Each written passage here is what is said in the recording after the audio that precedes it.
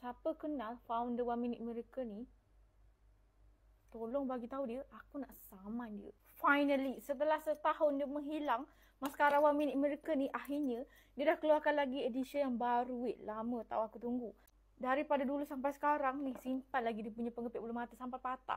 Sebab dia punya pengepit bulu mata ni memang lentik. Senang je guna tak? Best. Tuh, nampak tak? Terus melentik. Elok.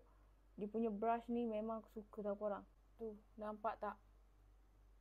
Terus nampak panjang, melentik elok.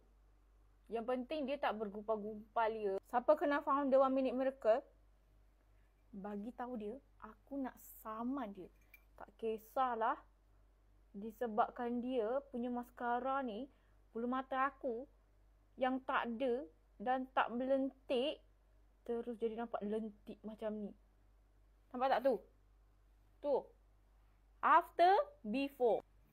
So, atas bawah semua boleh pakai maskara One Minute Miracle.